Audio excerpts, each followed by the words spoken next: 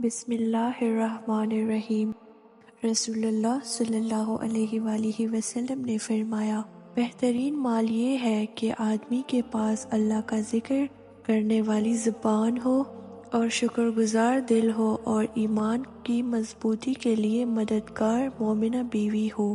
حضرت ابو ہریرہ رضی اللہ عنہ کہتے ہیں کہ رسول اللہ صلی اللہ علیہ وآلہ وسلم نے فرمایا، 3 دعائیں ہیں جن کی قبولیت میں کوئی شک نہیں۔ نمبر 1 مظلوم کی دعا، نمبر 2 مسافر کی دعا، نمبر 3 والد اور والدہ کی دعا اپنی اولاد کے حق میں۔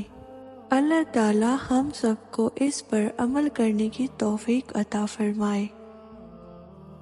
اگر آپ کو میری یہ ویڈیو پسند آئی ہے تو اس ویڈیو کو لائک کریں، شیئر کریں اور چینل کو سبسکرائب کر دیں۔ اللہ حافظ۔